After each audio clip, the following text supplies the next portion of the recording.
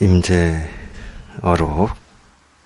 98번째 시간입니다. 50 서쪽에서 온 뜻. 서쪽에서 온 뜻이다. 이거는 선에서 많이 나오는 말이죠. 달마가 서쪽에서 온 뜻이 무엇입니까? 한자로는 설의 의라는 말인데, 설의 의, 서쪽에서 온 뜻이다 이 말인데, 이제 앞에 이제 달마도 빼버리고 서쪽에서 온 뜻이다 이렇게만 얘기를 해도 이제 의미가 이렇게 통하게 된 거죠. 이제 하도 많이 쓰다 보니까. 조사가 서쪽에서 온 뜻이 무엇입니까? 물론 이제 조사는 이 달마 대사가 이제 인도의 28대 조사다 이렇게 돼 있으니까 이제 조사입니다. 물론 이제 중국에서는 이제 초조 1대 조사죠. 이 선의 1대 조사를 달마로 삼았는데, 서쪽에서 온 뜻이 뭐냐 이제 이 말인데, 사실 이 선이나 특히 선이죠. 불교를 공부한다 하더라도 이제 불교도 다양하니까, 뭐 소승불교도 있고 대승불교도 있고 이러니까 다양하니까 이 조사가 서쪽에서 온 뜻이 무엇이냐, 이런 얘기를 불교 공부한다고 뭐 다 관심을 가지고 들어보지는 않았겠지만, 그러고 보면 우리나라는 참 이 선불교, 이 선의 영향이 참 큰 나라 같아요. 이런 얘기를 이 불교 공부하고 아무런 상관이 없을 때, 저희가 뭐 예를 들면 중고등학교 다닐 때도 이런 얘기를 들었어요. 달마가 서쪽에서 온 뜻이 무엇이냐, 뭐 영화 제목으로도 나오고. 그러니까 알게 모르게, 자기도 모르게 이런 말에 대해서 이렇게 궁금증 같은 게 좀 있었죠. 이게 뭐 얼마나 우리 삶에 이익이 되냐, 손해가 되냐, 이런 거를 떠나서 그런 걸 다 우리가 판단해서 궁금하지는 않으니까, 우리가 자기 삶에 이 도움이 되고 이익이 되는 거에만 궁금증을 가진다. 근데 궁금하다는 것은 그게 아직 이익인지 손해인지를 모른다는 얘기이기 때문에 그건 불가능한 얘기고, 어쨌든 선불교의 영향이 참 컸던 것 같아요, 우리나라는. 그러니까 이 10대 때도 이런 거를 들어보고 나름 궁금증을 가지고 수수께끼처럼 자기 나름의 어떤 답을 해보려고 하고 뭐 이랬던 것 같습니다. 하여튼 저는 그랬어요. 제 기억에 저는 좀 그런 면이 좀 있었습니다. 특히 이 농사만 지었던, 제가 태어나서 자란 곳은 농촌이었고, 농사를 짓지 않는 집이 단 한 집도 없었어요. 제가 태어난 이 마을은. 그러니까 태어날 때부터 이 농사꾼 자식으로 태어나서 돌아가실 때까지 농사꾼으로 살다가 돌아가신 동네 어른들도 보면은, 요즘 이렇게 돌아보면 그래요. 이 선에서 이렇게 질문을 했던 그런 이 수수께끼 같은 질문이 있잖아요. 이런 질문을 제가 어릴 때 동네 어른들한테 받았었거든요, 저희들이. 혼자가 아니고, 그때는 이제 뭐 여름에 한참 낮에 더울 때는 이제 일을 안 하고 동네에 있는 어떤 이 정자 있잖아요. 모정이라고도 하고 우리는 그랬는데, 거기에 이제 다 오셔가지고 낮잠 주무시고 그러는데, 그럼 어른들만 계셨던 게 아니에요. 저희 클 때는 이 동네 저희 또래나 위 아래 또 다 거기에 모여서 하여튼 같이 있었어요. 같이. 그러면 이제 조금 저희 느낌으로 약간 뭐 짓궂거나 또는 아이들하고 이렇게 잘 이렇게 어울리는 어른 뭐 이런 분들은 요즘 보니까 이 선에서 했던 이런 질문들을 저희한테 이렇게 수수께끼처럼 내곤 하셨는데, 그분들도 뭐 어디 가서 특별히 뭐 불교를 배우고 뭐 선사를 만나서 뭐 질문을 받고 그러진 않았겠죠. 그러니까 참 우리나라가 이 선불교의 영향을 아주 이렇게 깊게 받았던 것 같아요. 그리고 좀 동경도 했고, 어떤 이 선이다, 선사다. 그러니까 이제 이 선이라는 말이 그런 동경이 있으니까 우리 일상생활에서도 어떤 선이라는 이런 이 글자를 붙이면 좀 나은 것처럼 이렇게 생각이 됐겠죠. 그래서 웬만하면 막 이 선이라는 이 글자를 붙였습니다. 보면은 좀 그런 것 같아요. 이제 그 중에 하나가 이제 조사가 서쪽에서 온 뜻, 특히 이제 달마가 서쪽에서 온 뜻인데, 그러고 보면 이제 그런 면이 좀 있다고 봐야죠. 물론 잊고 살았지만, 어릴 때 이렇게 수수께끼 같은 궁금함, 뭐 이런 거를, 우리가 뭐, 이 어른이 돼서도 그걸 막 궁금해하고, 그러기는 쉽지 않죠. 어른이 되면 또 어른으로서 이 세상을 살아가야 되는 어떤 책임, 의무, 뭐 이런 게 있기 때문에 그러진 않는데, 그래도 그 궁금증이 어디 가진 않는 것 같아요. 어느 때 문득, 예, 또 이렇게 궁금증이 어디에 있다가 오는지는 모르지만, 궁금증이 이렇게 생길 때가 있잖아요. 근데 이제 이 불교를 제가 이제 공부를 하고, 이제 특히나 이제 제 스승님이 가르침에 의지해서 공부하다가 이제 이 실상이라고 하는 걸 이렇게 한번 깨닫고 보니까 이 어릴 때 궁금해했던 그 궁금증이 이런 거였구나. 이렇게 해결이 된다고 해야 되나요? 이런 거였구나. 그때는 뭐 도대체 이게 뭐 수수께끼 같고 뭔가 하고 제 나름대로 이런 뜻인가 저런 뜻인가 이런 이치인가 저런 도리인가 하고 제가 생각할 수 있는 거를 총동원해서 생각을 해봤는데 그게 아니구나. 그냥 서쪽에서 온 뜻 그냥 이거구나. 그냥 아무것도 아니었구나. 그냥 이거구나 그냥. 그러니까 이 그림이 그려지는 게 아니에요. 이 달마가 뭐 배를 타고 왔던 뭐 저기 예, 중국하고 이 인도나 이 서역하고 이 왕래했던 게 이 백길만 있었던 건 아니잖아요. 우리가 알고 있는 실크로드라고 하는 이 또 육로가 있는데 거기를 왔던 그건 모르겠고 제가 달마가 뭐 어느 길을 타고 왔는지 그건 모르겠지만 어쨌든 이제 이런 질문을 받으면 그림이 그려져요. 한 번도 본 적 없는 달마 대사도 그려지고 달마 대사가 중국어로 터덜터덜 지팡이 하나 들고 사막을 건너서 오는 막 그림도 그려지고 그럴 때 저 달마의 이 가슴 속에 무슨 뜻이 있을까?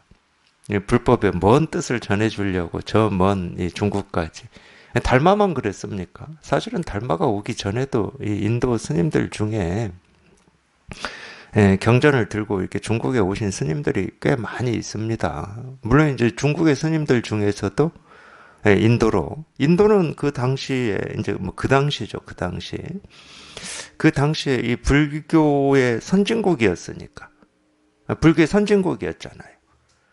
선진국이었으니까 중국의 이 스님들이 인도에 지금으로 치면 유학이죠. 유학 가서 불교를 배우고 익혀서 다시 자기 나라로 돌아오고 했습니다.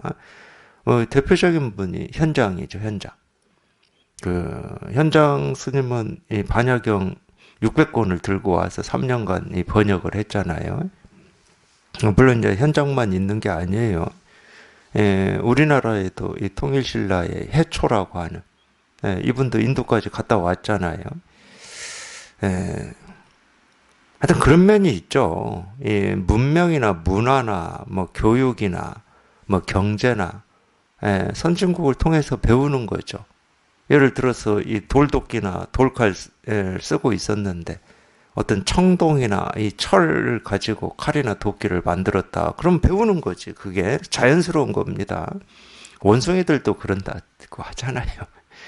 어떤 원숭이가 이 고구마를 뭐 어디 뭐 온천물에 씻어서 한번 먹었더니 그냥 다 원숭이들이 고구마 씻어서 먹기 시작했다고 그러잖아요. 너무 자연스러운 겁니다. 제가 왜 이야기를 웃으면서 하냐면은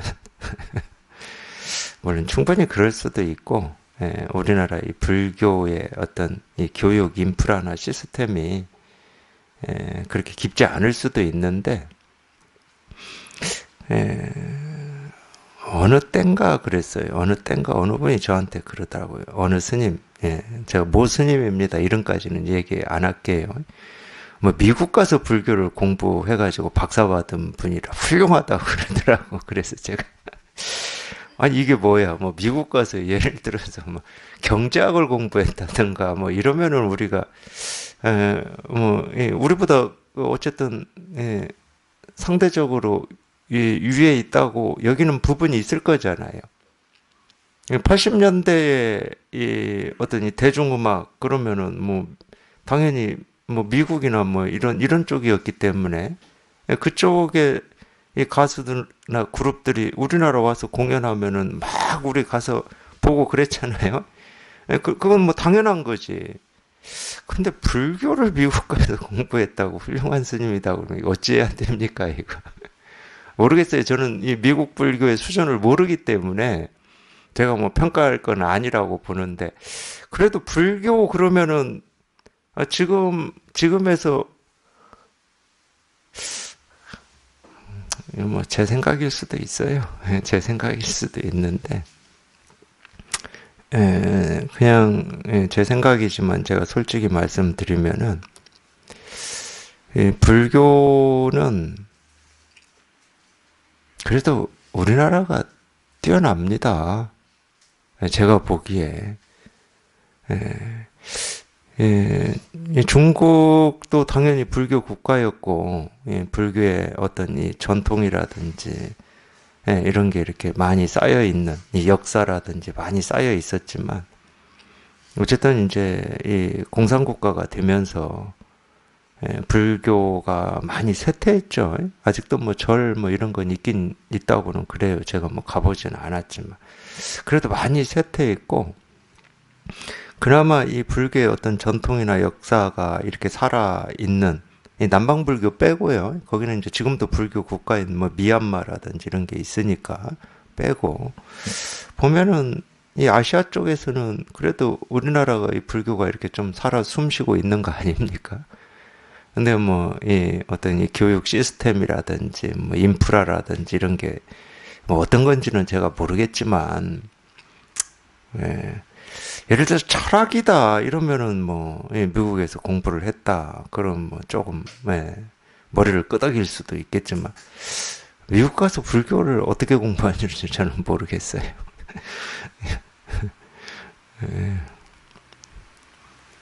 근데 우리나라가 뛰어납니다. 제가 볼 때는 그래요. 전통과 이 역사가 아직도 이렇게 살아 숨쉬기 때문에 그래도 이 불교가 살아 있어요, 우리나라는. 또 그런 바탕이 있기 때문에 이 선불교라고 하는 선의 가르침이 또 오랫동안 잠자고 있다가 이렇게 깨어나지 않았을까. 저는 뭐 그렇게도 한번 생각해 봅니다. 그래서 서쪽에서 온 뜻이다. 달마가 서쪽에서 온 뜻이다. 어쨌든 이제 그런 그림은 우리 생각이고, 이 달마가 뭘 가슴에 품고 중국에까지 왔을까? 부처님의 어떤 법을 전하려고 중국에 왔을까? 이건 우리가 뭐 그렇게 생각할 수가 있어요. 근데 그 생각은 굉장히 허점이 많아요. 왜 허점이 많냐면 이 불법이라고 하는 것은 이 불법이라고 하는 순간 그건 불법이 아니거든. 그럴 수밖에 없잖아요. 그러니까 가슴에 뭔가 이 불법, 내 이 마음에 또는 내 머리 생각 속에 어떤 이 불법이라고 하는 뭔가가 있다. 그러면 그건 불법이 아닙니다. 실제로는 뜻이 없어요. 실제로는. 그렇다고 이렇게 이해하시라는 말은 아닙니다. 해가 뜨고 지는데, 해가 뜨고 질 때 이 해가 자기의 무슨 뜻이 있고 무슨 목적이 있고 의도가 있습니까? 오늘 참 좋은 날인데 제가 보기에 왜냐하면 봄비가 내렸잖아요. 봄비가 내리니까 사실 이렇게 이 만물이 이렇게 깨어나는 것 같아요. 매화꽃도 훨씬 더 많이 피고 만물이 이렇게 깨어나는 것 같은데 그래서 제가 좋은 날이라고 그러는 겁니다. 근데 저 내리는 비가 지 스스로 무슨 뜻이 있습니까? 아, 내가 내려서 이 건조한 이 땅을 좀 이렇게 축축하게 만들고 여기 뭐 이렇게 새싹들도 나오게 만들고 이 꽃도 이렇게 피어나게 만들고 뭐 이런 뜻이 있습니까? 그 비 자체가 없습니다. 그러니까 비가 땅에 떨어질 때, 허공에 떨어질 때 비는 아무런 뜻이 없어요. 그러니까 비록 역사적으로 달마가 인도에서 중국으로 왔다라고 하는 게 사실이다 하더라도 인도에서 중국까지 한 걸음 한 걸음 내딛는 그 걸음걸음마다에 무슨 뜻이 없다니까. 근데 우리는 그 뜻이 있는 줄 알고 무슨 뜻일까 하고 찾았던 거야. 이게 허점이라. 이게 허점이야. 뭔 뜻이 있을 것 같고. 이 석가모니 부처님이 49년 동안 이 중생 제도를 했다, 설법을 하셨다. 그러니까 거기에 무슨 뜻이 있을 것 같고. 이게 우리 생각의 허점이거든요. 뜻이 있었으면 석가모니 부처님은 49년 동안 중생 제도를 못 하셨습니다. 오히려 뜻이 없었기 때문에 49년 동안 하실 수가 있었던 거예요. 마찬가지입니다. 지금 오늘 내린 이 봄비가 이 뜻이 있었으면 이렇게 못 내립니다. 온 우주를 가득 메울 수가 없어요. 아무런 뜻이 없었기 때문에 오히려 만물에 이익을 주고 있는 거죠. 이게 불교에서 얘기하는 자비입니다.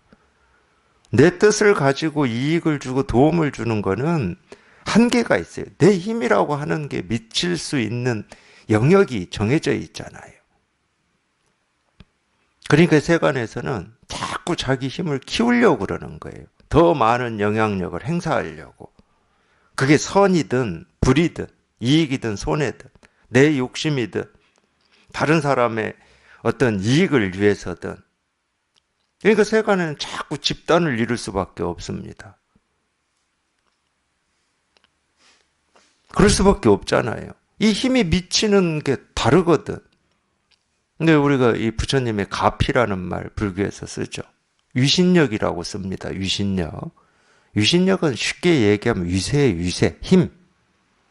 그 힘이 얼만큼이냐 이 말이에요. 어디까지 미칠 수 있느냐 이 말이거든. 부처님의 이 가피와 이 부처님의 위신력은 지금 저 봄비만큼입니다.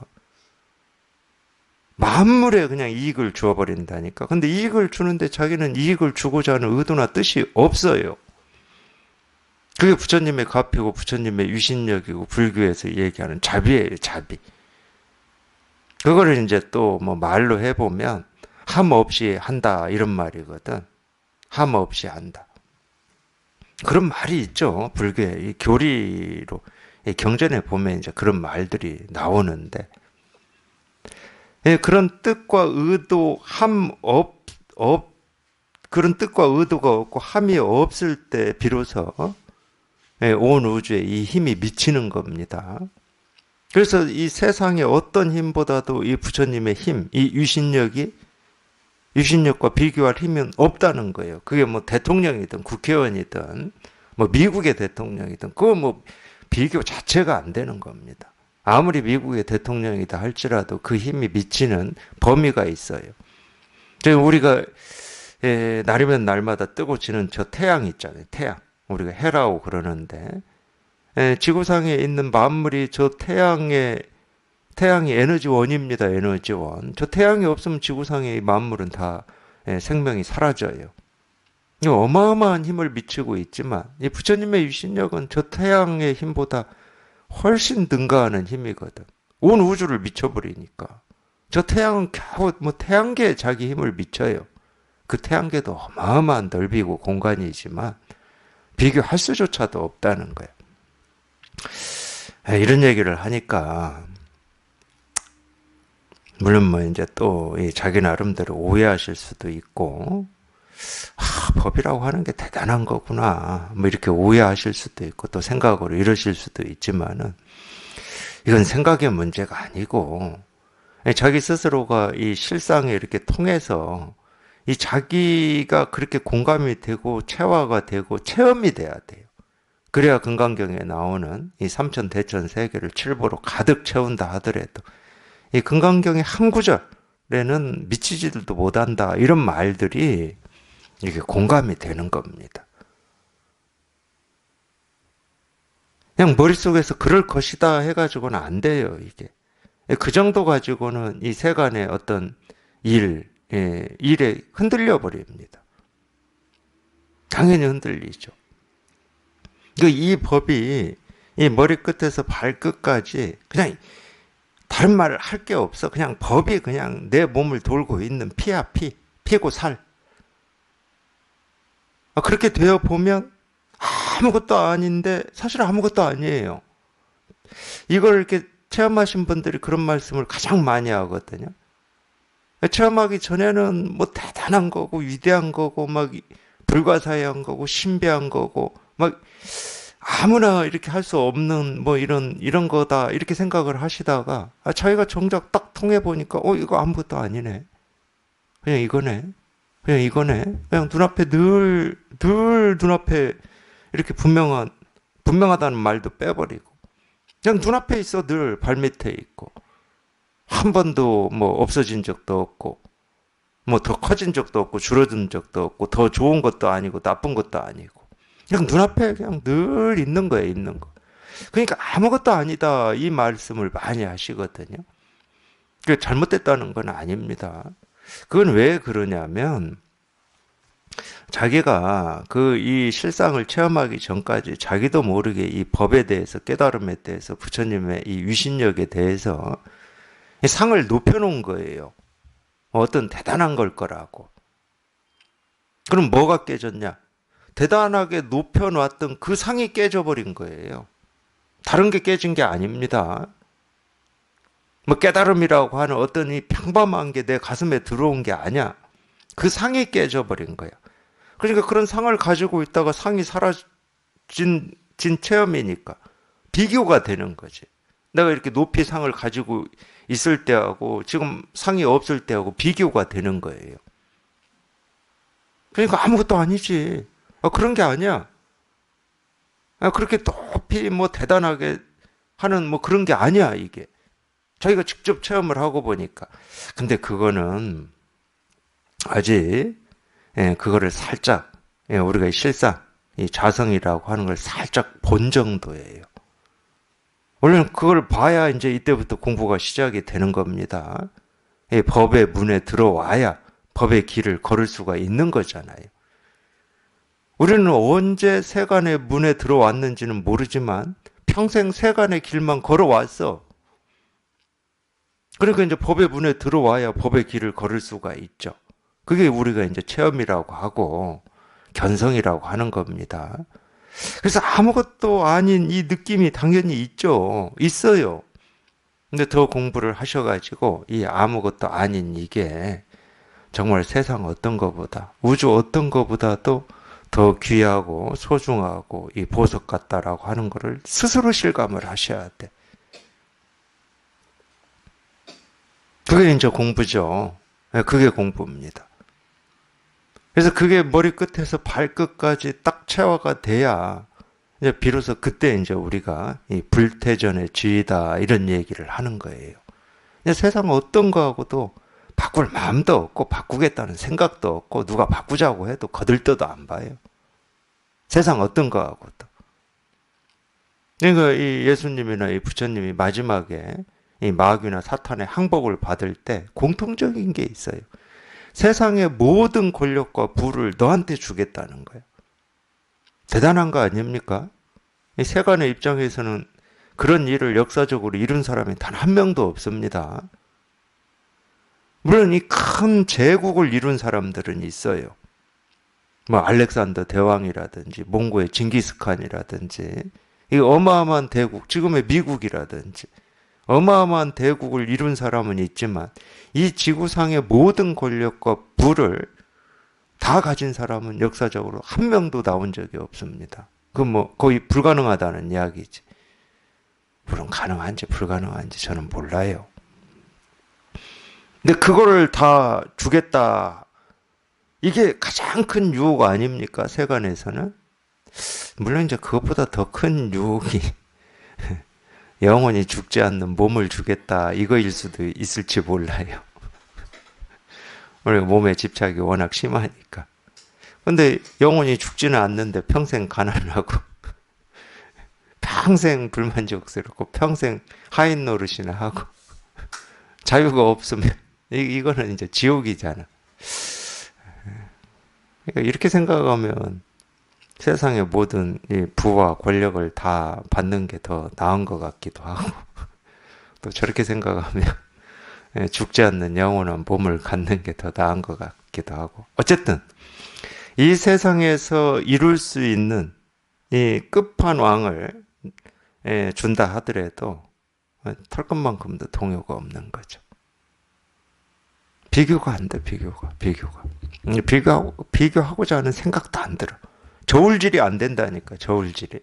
그러니까 금강경에서 딱 그렇게 써놓은 거예요. 삼천, 대천, 세계를 칠보로 가득 장식한다. 이거 가능한 일입니까? 물론, 이 기원정사라고 하는, 이 기원정사 맞죠? 이 기원정사를 살 때, 석가모니 부처님 이야기, 어떤 이 이야기를 보면 살 때, 그 장자 한 분이 그 왕자한테 샀잖아요. 그 땅을. 근데 팔기 싫은 왕자가 이 땅을 이 금화로 다 가득 메우면은 내가 팔겠다 해가지고 금화로 가득 메웠다고 그러잖아요. 대단한 일이죠. 땅을 금화로 가득 메운다. 우리 500원짜리 동전을 가득 메운다고 해도 우리는 못할 겁니다. 메울 수가 없잖아. 그 정도의 부가 없는데. 근데 삼천 대천 세계를 칠부로 가득 메워버린대요.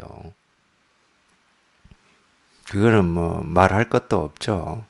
근데 그 어마어마한 일도 이 금강경 한 구절하고는 비교할 수조차도 없다.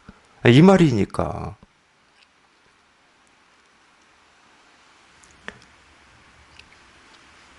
그거를 우리가 또 불교에서 다른 얘기를 하면 공덕이라고 그러는 거예요. 공덕. 그 공덕. 그걸 공덕이라고 하지.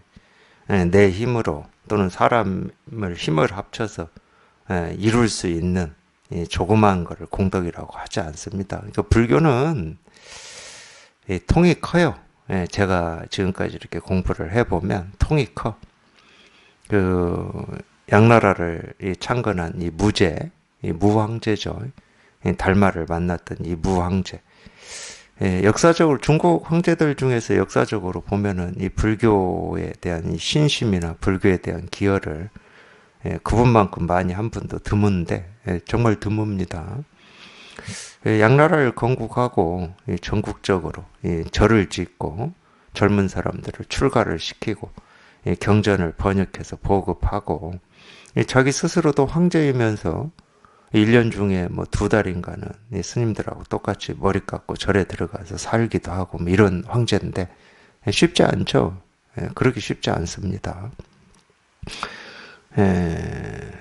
달마가 인도에서 왔을 때 자기 황궁으로 초청을 해서 달마하고 이 대화를 나누는 장면 기억나시죠? 이 짐은 절도 많이 짓고 경전도 많이 보급하고 젊은 사람들 이렇게 출가를 시켜서 이 불교에 큰 기여를 하고 있습니다. 이 공덕이 얼마큼 됩니까? 이랬어요. 그때 달마가 그러잖아요. 공덕이 1도 없다. 이렇게 답하잖아요. 1도 없다. 이게 불교는 이 통이 커요, 이게. 이 세간의 통 가지고는 이 공부하기 힘들어요. 그러니까 이제 불교 공부를 하실 때는 자꾸 이제 선사들도 그렇게 다 말씀하셨고, 불교를 이렇게 가르치는 이 선지식들도 다 그렇게 얘기를 하는데 세간에서 배우고 익히고 경험한 건 그냥 놔두라고. 그 정도의 크기나 그 정도의 깊이로는 이 불교라고 하는 이 정수, 이 핵심이라고 해야 됩니까? 여기에 닿을 수도 없으니까 겨우 내가 뭐 몇십 년 동안 배우고 익힌 뭐 역사를 다 통달하고 인류 역사를 뭐 수천 년 인류 역사의 어떤 이 골자를 자기가 다 이해하고 안다 하더라도 그거는 이 불교의 이 정수에 비하면은 그냥 아무것도 아니야, 아무것도 아니야. 물거품 같고 그냥 티끌 하나야, 티끌 하나. 온 우주에 티끌 하나야. 그거 그냥 놔두라고. 그러니까 그거는 그 정도 통으로는 여기에 이렇게 다가올 수도 없으니까 그냥 그건 놔두어 그냥. 내가 그냥 지금까지 살면서 보고 듣고 느끼고 배우고 익힌 거야. 그냥 그 정도야, 그 정도. 어떤 뭐 의미도 둘 필요도 없고 가치를 둘 필요도 없고 옳고 그름이라는 기준을 가질 필요도 없어. 뭐 그러다 하든 옳다 하든 그냥 놔두시고 그냥 곧장 그냥 이겁니다. 여기 한번 이렇게 통해보라는 거예요. 이게 불교의 가르침이거든요. 그래서 제가 통이 크다고 그러는 겁니다. 물었다. 어떤 것이 서쪽에서 온 뜻입니까? 임재가 말하였다. 만약 뜻이 있다면 자기조차 구제하지 못한다. 이 선에서 자기조차 구제하지 못한다 이럴 때는 다 이 분별을 얘기하는 거예요. 금방 제가 얘기했잖아요. 자기가 50년, 60년, 70년 동안 아무리 갈고 닦고 노력하고 배우고 익혔다 하더라도 그거 가지고는 자기도 구제를 못해. 남 구제 못하는 건 뭐 말할 것도 없어요. 자기도 구제를 못하는데 어떻게 남을 구제해? 자기도 지금 이 진흙탕 속에서 온갖 진흙을 뭐 온몸에 묻히고 거기서 헤매고 있으면서 진흙탕에 빠진 다른 사람을 어떻게 구제를 해? 이게 우리 속담에도 있잖아요. 자기 눈에 이 대들보는 못 보고 남의 눈에 티끌은 본다고. 근데 자기가 그런 입장에서 봤을 때는 자기 얼굴은 아직 진흙에 안 묻은 것 같거든. 다른 사람은 그냥 얼굴도 온통 머리카락까지 진흙에 다 묻었으니까 왜 너 그렇게 이러는데 자기도 진흙탕 속에 있는 거거든. 그래서 제가 통이 크다고 그러는 겁니다. 이 반야 바라밀, 불교에서 얘기하는 이 지혜라고 하는 것은 이 통이 커요. 그냥 온 우주를 다 감싸버린다니까.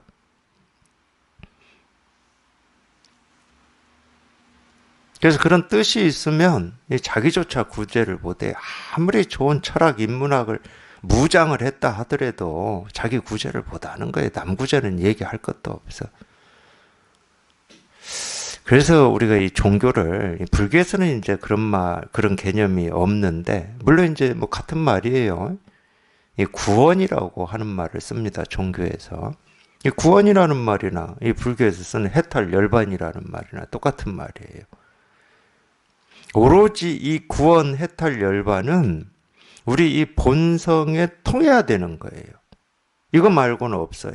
다른 길이 없고 다른 방법이 없어. 우리가 사실은 지금까지 세간을 살면서 그런 구원, 이 구원이라고 하는 게 오해하지 마시고 죽어서 가는 어떤 천당, 지옥 이게 아니에요. 제가 구원이라는 말을 쓸 때는 그 구원을 쓰는 게 저는 거기에는 관심도 없으니까. 해탈 열반도 마찬가지고 윤회도 마찬가지예요. 죽은 뒤에 뭐 그건 얘기하지 않아요. 얘기할 필요도 없고. 근데 오로지 이 구원이라고 하는 것은 지금까지 인류 역사에서 이렇게 발견된 것 중에서는 종교밖에 없어요. 종교.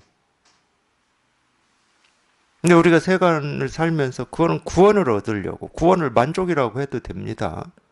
삶의 진정한 가치, 의미라고 해도 돼요. 그게 구원이죠. 그거를 찾으려고 우리가 자기 나름대로 뭐 철학을 공부한다, 인문학을 공부한다, 뭐 세상을 현명하게 사는 뭐를 공부한다, 경험한다 이러는데 그걸 통해서는 단 한 사람도 구원되거나 해탈 열반을 얻은 사람이 없어요.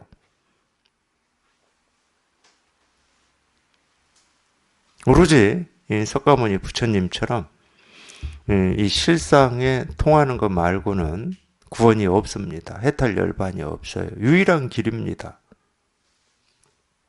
이건 믿고 안 믿고의 문제가 아니야. 내 생각을 가지고 믿고 안 믿고의 문제가 아니라고. 그냥 유일한 길이라니까. 우리의 이 본래 마음을 깨닫는 것 말고는 다른 길이 없잖아요. 다른 방법이 없어. 사실 그걸 우리가 종교라고 그러는 거예요. 자기 본래 마음을 깨닫는 거. 이걸 종교라고 하는 거죠. 그 길을 역사적으로만 보면 처음 발견하고 이걸 전한 분이 석가모니 부처님이죠.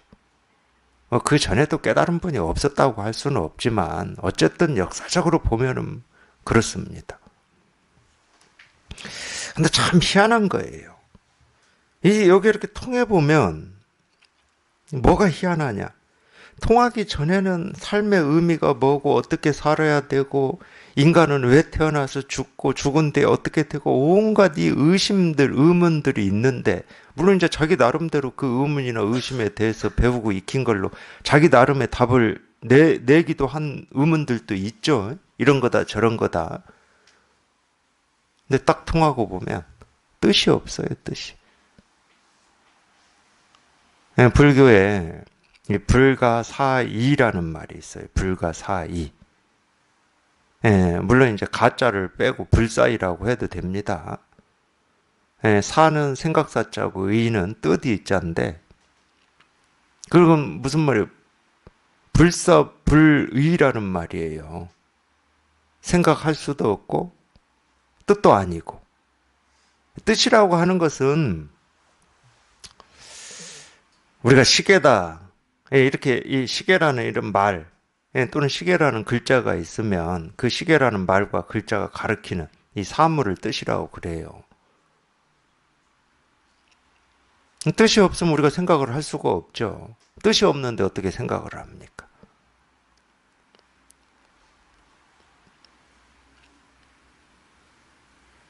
근데 저희가 여기 딱 통해보면 무슨 뜻이 없어. 뭐 살아야 되는 뜻도 없고 죽어야 되는 뜻도 없고 어떻게라고 하는 뜻도 없고 아무런 뜻이 없어. 뜻이 없는데 오히려 뜻이 없기 때문에 이렇게 온 우주는 이렇게 살아서 움직이는 겁니다. 생동하는 거예요. 온 우주는. 근데 왜 그렇게 우리가 오랫동안 그 뜻에 사로잡혀 살았는지 참 알 수가 없어요. 알 수가. 하여튼 생긴 사람이다 그러면은 이 삶에 대해서 다 뭔가를 해야 된다고 생각을 하고 살아요. 뭔가를. 사람이다 그러면.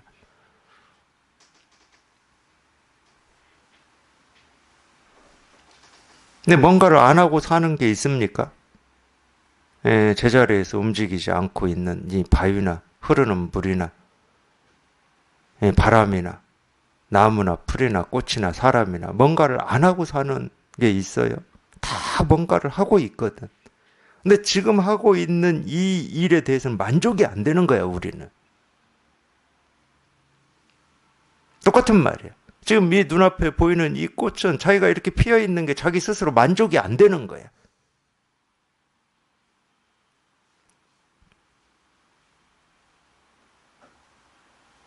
그러니까 뜻을 내는 거지. 깨달은 사람이 뜻을 냈다. 그건 깨달음이 아니잖아. 뭐가 만족이 안 되니까 뜻을 내는 거라니까요. 의지를 내는 거고, 목표를 정하는 거고.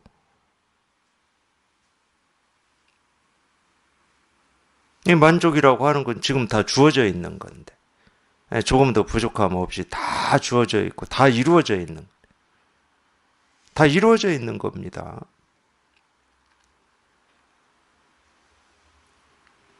근데 희한하게도 이 사람은 그런 이 분별에 휩싸여 있어요. 만족이 안 돼, 자기 스스로.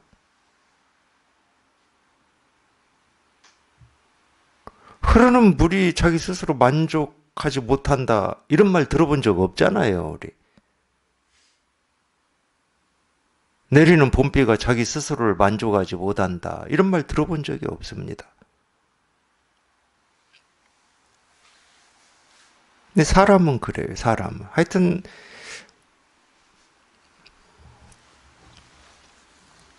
그러니까 자기를 구제하지를 못하죠. 만족이 없는데 어떻게 구제가 됩니까? 항상, 지금을 만족하지 못하니까 또 뜻을 내고 옳고 그름을 나눠서 하나를 취하고 하나를 버리려고 발버둥을 치고 애를 쓰는 거죠. 작게든 크게든 중간으로든. 그러니까 뭐 죽을 때까지 자기 구제가 안 되는 거예요. 물었다. 이미 뜻이 없다면 이주는 어떻게 법을 얻었습니까? 그러니까 이게 이제 분별인데, 분별의 대표적인 거예요. 질문 자체는 이렇게 분별하는 입장에서 보면은 대단히 합리적이고 합당합니다. 법이라고 할 게 없는데 어떻게 법을 얻었습니까? 법이라고 할 게 없는데 어떻게 법을 가르치고 전해주고 전해봤습니까? 이런 질문이니까. 그렇잖아요. 우리 생각으로는 뭐가 있어야 이걸 전해주고 전해받는 거지. 이 깨닫는다 이럴 때도 깨달음이라고 하는 뭐가 있어야 깨닫는 거지. 깨달음이라고 할 게 없는데 어떻게 깨달아? 그렇잖아요. 우리 생각으로는. 그러니까 질문하는 사람은 굉장히 합리적이고 합당한 질문이에요. 이미 뜻이 없다면 이조는 어떻게 법을 얻었습니까? 근데 이 법을 얻어서 이게 이렇게 분명한 입장에서는 이런 질문이 딱 나오면 어떻게 되냐면 뜻이 없었기 때문에 얻는 거야. 오히려 뜻이 있었으면 못 얻었어. 죽을 때까지. 자기 스스로는 그게 분명하다니까. 질문하는 사람은 어떤 의도나 어떤 목적을 가지고 질문했는지 모르겠지만 모르진 않아요. 알아요. 근데 이게 분명한 입장에서는 그 질문을 받으면 아니 오히려 뜻이 없었기 때문에 이조 나는 법을 얻었다. 뭐 얻었다는 말이 옳지는 않지만 그래도 우리가 방편으로는 쓸 수 있잖아요. 뜻이 없었기 때문에 이게 체험이 된 거고 이게 지금 이렇게 분명한 거거든. 제 스스로 지금 조그만 뜻이라도 있다. 그러면 그 뜻이 앞장서 가지고 이 진실은 사라져 버려요. 어떤 목적이 있다. 그럼 목적이 앞장서 있는 거지. 목적이 있는데 목적이 앞서 있는 거지. 그럼 이 진실은 사라져. 생각이 앞서 있다. 그럼 생각이 있지 진실이 있지는 않거든. 그럼 진실은 또 사라져요. 이게 분명하기 때문에 오히려 뜻도 없고 목적도 없고 말도 없고 생각도 없기 때문에 법을 얻었다. 이렇게 얘기할 수가 있어요. 물론 임재는 어떻게 답했는지 몰라요. 지금. 근데 이 분별하는 입장에서는 항상 뭐 어떤 뜻, 깨달음이라고 하는 어떤 것, 뭐 이런 이렇게 확정되는 걸 좋아해요. 확정되면 그놈이 가로막아 가지고 이 진실, 이 실상은 숨어버립니다.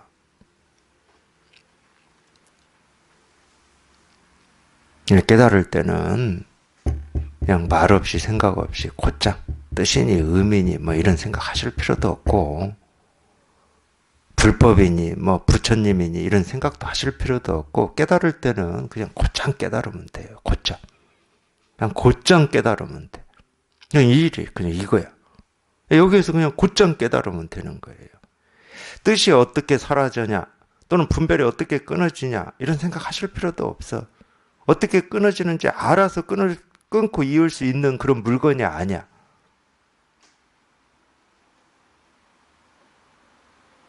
그러니까 허망한 생각일 뿐이라고 그러잖아요. 허망한 생각인데 뭐 그걸 뭐 끊고 이을 수가 있습니까? 뭐 이런 줄이나 이런 게 그런 게 끊고 이을 수 있는 거지. 허망한 생각을 무슨 끊고 이어요.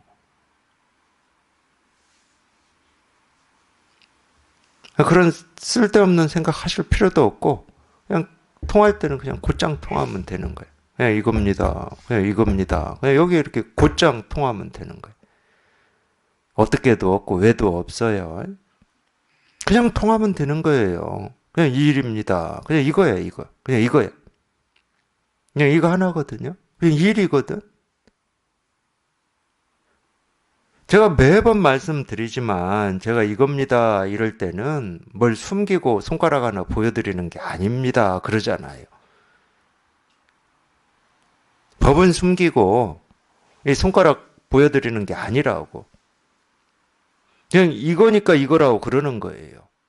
도가 뭡니까? 이겁니다. 부처가 뭡니까? 이겁니다. 불교가 뭡니까? 이겁니다. 실상이 뭡니까? 이겁니다. 그냥 이거니까 이거라고 그러는 거야. 그러니까 여기에 통해야 된다고도 하고 생각할 것도 없고 말할 것도 없어요. 그냥 이거야. 그냥 이렇게 다 드러나 있는 거예요. 이렇게 분명한 거고 그냥 이거 하나야. 다른 일이 없어요. 그냥 이거지. 물론 이제 우리가 이 선문답처럼 이렇게 말로 물을 때는 이 언어를 쓰죠. 개념도 써요. 이런 가르침이 잘못됐다는 게 아니야. 근데 이렇게 말과 이 개념을 쓰더라도 이 말과 개념을 가지고 가르치려고 하는 건 이거밖에 없다니까. 이걸 가르치고 있는 거예요. 이거를. 그러니까 여기에서 딱 통하면은 도가 뭡니까? 뜰 앞에 측백나무다. 그냥 통해. 뭐 뜰 앞에 측백나무를 안다 모른다 이런 생각해서 통하는 게 아니고 그냥 통해. 저게 사물이냐 법이냐 이런 생각해버리면 못 통해요. 희한하게도. 뜰 앞에 측백나무는 사물인데 또는 아, 법을 가르칠 때는 선에서는 저렇게 가르치는 거구나. 이러면 못 통해. 뭐 사물이라는 생각도 없고 법이라는 생각도 없고 선에서는 저렇게 가르친다는 생각도 없이 그냥 곧장 통해야 통하는 거예요. 이래서 뜰 앞에 측백나무라고 하는 거구나. 못 통해요, 그러면. 제가 이 마조로 갈 때 말씀드렸을 것 같은데, 이 마조라고 하는 이 스님 마조 도일 선사는 이 남학회양의 가르침에서 깨닫고 이 남학회양 문화에서 이제 공부를 하신 분인데, 처음 남학회양을 만나서 남학회양이 가르쳤잖아요. 벽돌 바위에 갈아서 가르쳤잖아. 스님 뭐 하십니까? 이랬다고 그랬죠. 거울 만들려고 그런다. 벽돌을 간다고 거울 됩니까? 이랬죠. 마조가. 마조 입장에서 너무 당연하죠. 아, 벽돌 바위에 간다고 그게 거울 되겠습니까? 벽돌 가려봐야 가루밖에 안 되지. 남학회양이 그 말을 듣고 딱 묻죠. 그럼 앉아있는다고 부처되냐? 이렇게 물었어요. 거기에 마조가 그냥 훅 하고 뭔가 그냥 망치를 뒤통수에 맞은 그런 느낌이었겠죠. 그 말 한다고 다 그렇게 망치를 맞는 느낌은 아니에요. 근데 그 당시 마조는 그 인연이 된 거지. 야, 너 뭐 좌선한다고 무슨 부처 되냐? 보통 부처님들, 이 법당에 모셔져 있는 부처님들 다 앉아 계시잖아.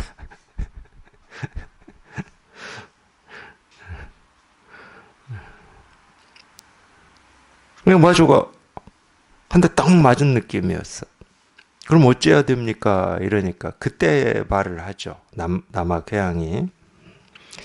수레가 가지 않을 때는 이 수레를 때려야 되느냐, 이 소를 때려야 되느냐 이랬습니다. 네, 이 가르침에 대해서 뭐 많은 사람들이 이 말 저 말 하고 있는데, 대표적으로 많이 하고 있는 말이 수레는 몸뚱아리고 소는 마음이다. 이거 마음을 때려야지. 이 몸뚱아리 가지고 이래저래 해봐야 못 깨닫는다. 이렇게 많이들 말씀하시는데, 그런 생각이 있으면 못 깨닫는다고.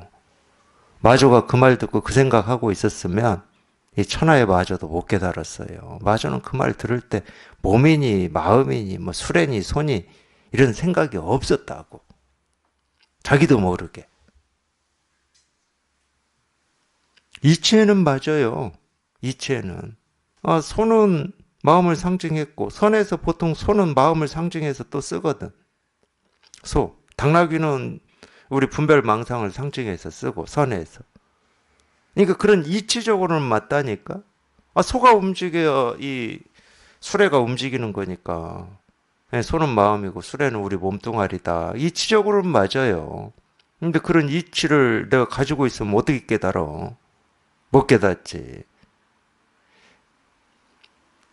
근데 우리 분별할 때는 그런 이치를 이런 말이구나 이렇게 알기를 너무 좋아해요.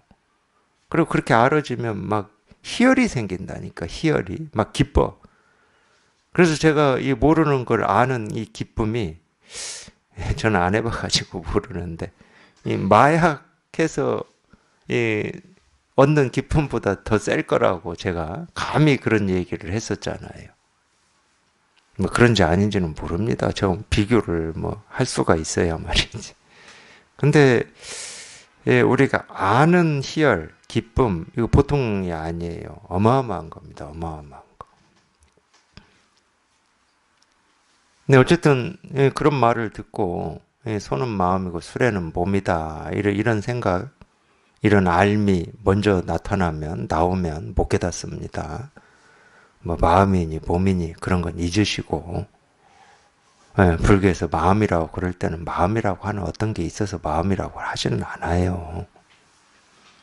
본래 마음이라고 하니까 우리 본성이라고 하는 어떤 것이 있는 거구나. 그래서 그런 얘기 하는 건 아닙니다. 쓸데없는 거를 이렇게 집착하고 있으니까 그 집착에서 벗어나 보라고. 마음도 얘기하고 도도 얘기하고 깨달음도 얘기하고 실상도 얘기를 할 뿐이지. 이 실상이라고 해서 이 실상이라고 하는 어떤 물건이 있는 건 아니에요. 물었다. 이미 뜻이 없다면 이주는 어떻게 법을 얻습니까? 임재가 말했다. 얻은 것은 곧 얻지 않은 것이다. 임재는 이렇게 답을 했어요. 물론 뭐 다 말이 됩니다. 말은 다 돼요. 불교식으로 얘기하면 엿법한 말이다 이 말이에요. 엿법하다 이 말이에요. 얻은 것은 얻은 것이 아니다. 엿법한 말입니다. 맞아요. 자기 스스로 이걸 실감해 놓고 보면은 뭔가 해결은 했는데 얻은 게 없다니까. 얻은 게 뭘 더 안 거는 없어. 물론 알았다고 착각할 수는 있어요. 우리가 이겁니다 하고 이렇게 가르칠 때 이거 하나 몰라가지고 답답해 했는데 딱 통하면은 그냥 이거야. 그러니까 이거네 하고 이렇게 안 거 같은 착각이 들 수는 있어요. 그럼 안다 그러면 그걸 표현해낼 수 있어야 되잖아. 느낌으로든 뭐 말로든 생각으로든 표현을 해낼 수가 있어야 되는데 표현이 안 돼. 이거는 어떤 것이 아니니까. 자기 스스로는 그러니까 이게 이 벙어리 이 꽁꽁과 같다는 말을 하는 건데 불교에서 분명히 꿈을 꾸어서 자기 스스로는 이 꿈이 분명한데 말로 표현이 안 된다니까. 말로 표현이 되면 그거는 이 진실이 아니거든. 어떤 느낌이다 해도 이 진실이 아니에요. 근데 자기는 그게 이렇게 분명해. 그냥 자기는 분명해. 그러니까 제가 묘하다고 그러잖아요. 불가사의하다고. 우리 분별의 입장에서는 자기가 분명한데 말이 안 되고 표현이 안 된다 그러면 이게 이해가 안 되지. 어떻게 말이 안 되고 표현이 안 돼. 어떤 식으로든지 말로 뭐 이렇게 표현이 되는 거지. 우리가 추상적인 것도 다 표현을 할 수가 있는데 사랑, 우정 뭐 이런 건 다 추상적인 겁니다. 사랑이라고 하는 어떤 물건이 있는 게 아니에요. 굉장히 추상적인 거예요. 그것도 표현이 다 되잖아. 아픔, 고통 이런 것도 마찬가지예요.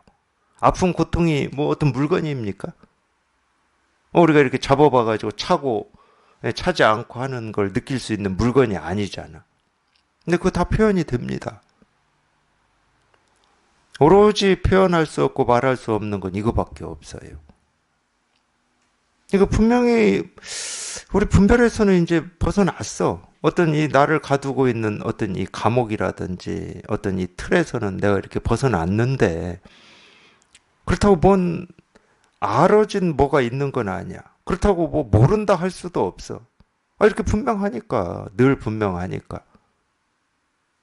근데 이거니까. 그냥 이거니까 그냥 이걸 모른다 할 수도 없고 그렇다고 이걸 안다 할 수도 없어.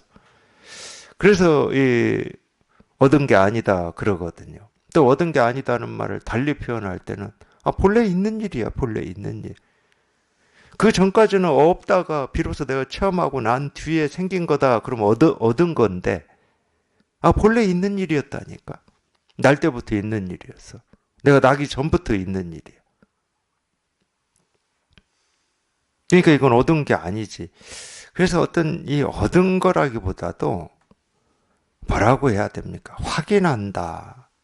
이 말이 조금 더 가까워요. 확인. 있었는데 내가 확인을 못하고 있었던 거지. 쉽게 얘기하면. 늘 있었는데, 늘 일이었는데, 확인을 못하다가 어느 순간에, 하고 확인을 한 거지. 확인을 해놓고 보니까, 그럼 과거에도 있었고, 지금도 있었고, 미래에도 있는 일이구나. 그래서 본래라는 말을 쓰는 거예요. 사라질 수가 없으니까. 물었다. 만약 얻지 않았다면 어떤 것이 얻지 않은 뜻입니까? 얻지 않았다 이러니까 어떤 것이 얻지 않은 뜻이냐 또 이렇게 물었어요. 임재가 말했다. 그대가 온갖 곳에서 찾아 헤매는 마음을 쉬지 못하기 때문이다. 결국은 이 의심 의문이라고 하는 거는 쉬지 못해서 생겨난 거예요. 아까 제가 얘기를 했듯이 지금 이 순간뿐만이 아니고 우리가 지금까지 살아온 모든 순간, 이 모든 순간은 조금도 부족함 없이 온전히 다 주어진 순간이었어요. 그러니까 이제 가끔 그런 말을 하는 겁니다. 우리는 누리기만 하면 될 뿐, 이런 말을 하는데 이 측면 때문에 그래요.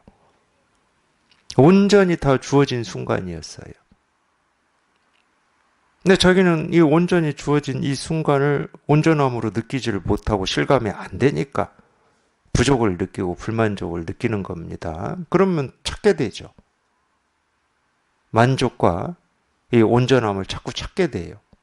더 좋음을 찾게 되고 더 나음을 찾게 되죠. 그러니까 쉬지를 못하는 겁니다. 그러니까 쉰다는 말은 지금 이게 전부라는 거야. 지금 이게 전부야. 더 이상이 없어. 더 나음도 없고. 그냥 이게 전부야. 그냥 이게 전부야. 늘 이게 전부야. 그럼 저절로 쉬어지는 거지. 더 찾고자 하는 마음이 없으니까. 근데 이게 체험이 될 때는 이렇게 말로 체험이 되는 게 아니고, 이런 말을 이해해서 되는 게 아니고, 자기도 모르게 그냥 이겁니다 하는 여기 이렇게 딱 통해서 체험이 돼버려요. 딱 통하고 보니까 자기도 모르게 그토록 찾던 마음, 구하고자 했던 마음이 사라지고 없어, 그냥. 왜 없지? 몰라, 자기도. 왜 없는지를 몰라. 그 오랫동안 가지고 있었던 이 찾고자 하는 마음, 구하고자 하는 마음, 얻고자 하는 마음이 한순간 사라져버려. 그러니까 신기하지, 자기도. 그래서 이걸 체험하고, 어떤 이 생각의 길로 빠질 가능성이 훨씬 많은 거예요. 왜 그러냐면 자기도 모르니까 이게 왜 그랬지 하고 또 이렇게 생각을 해요. 어떤 일이지 하고 생각을 해. 그러면 생각의 길로 당연히 빠지지. 그냥 모르면 모른 채로, 그냥 불가사의 한 채로 놔두지를 못해요, 우리는. 우리 의식은 그걸 놔둘 수가 없어. 특히나 뭐 어디 저기 뭐, 우리가 보지도 못하고, 경험도 못하는 저 아프리카나 저 멀리에서 일어난 일이다. 그러면은 뭐 우리가 무관심할 수 있는데, 자기 스스로한테 일어난 일이기 때문에, 내 스스로한테 일어난 일인데 이게 뭔지 모르니까 자꾸 생각이 발동을 하는 거거든. 이게 뭐지? 이게 뭔지를 알아야 되는 거 아니야? 왜 내가 갑자기 그 찾고자 하는 마음이 없어졌지? 하고 이렇게 자꾸 생각을 하게 돼요. 그래서 실제로 이걸 체험한 사람 중에서도 그렇게 생각을 해가지고 어떤 이 이치나 도리를 만들어서, 이제 제 표현으로는 프로그램인데, 그렇게 가르치는 사람들이 있어요. 어떤 방법으로.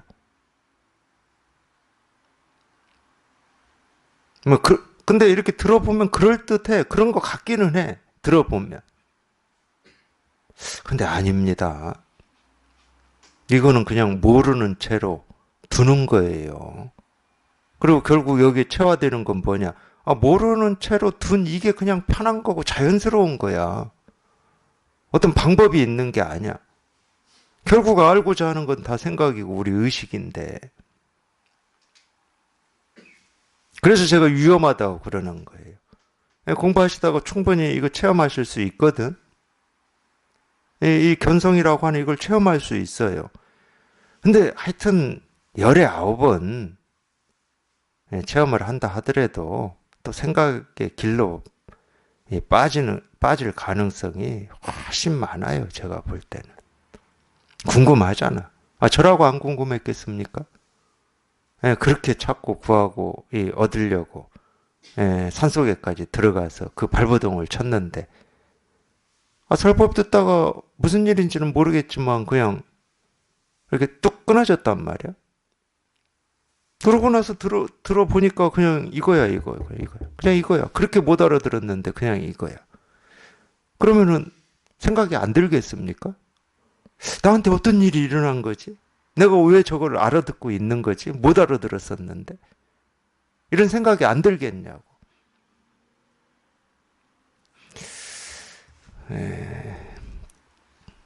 고백을 하자면, 그래서 이 도서관 가서 이런 깨달음에 대해서, 이 마음에 대해서 얘기한 책을, 도서관 가면 나뉘어져 있잖아요. 종교, 문학 뭐 나뉘어져 있잖아요. 그 도서관에 있는 이 종교란의 책을 제가 다 읽었습니다. 도서관으로 출퇴근했었어요, 그때.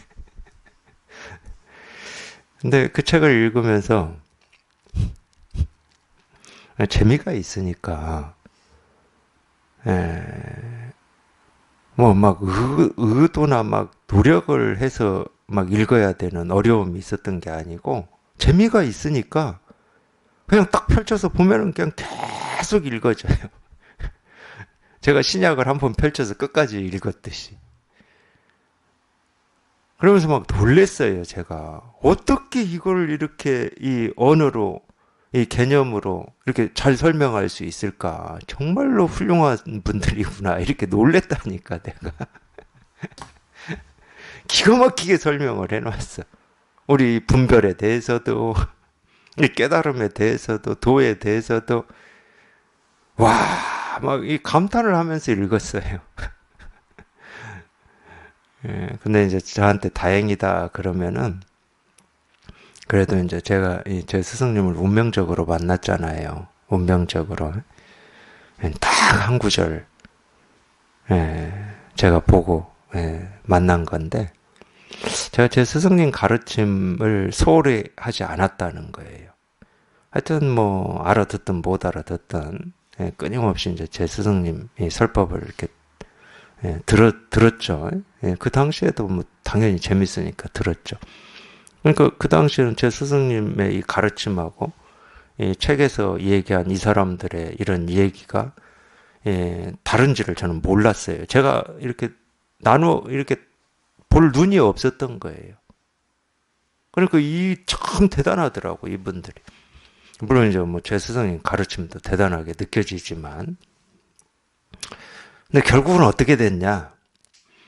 네, 제가 다행이라고 그랬잖아요. 제 스승님 가르침을 소홀히 하지 않고 이제 그렇게 끊임없이 설법을 들으면서 지내다 보니까 제가 도서관 가서 읽었던 그 책들이 있잖아요.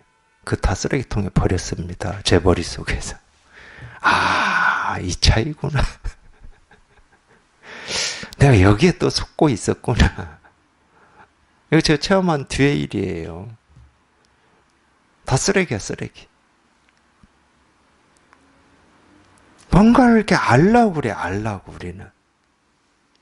몰라서 무슨 뭐 큰 죄를 지은 사람들처럼 자꾸 알려고 그래요. 그 알려고 하는 그 이 바램, 그 어떤 욕구가 사실은 끊어져야 되는 거예요.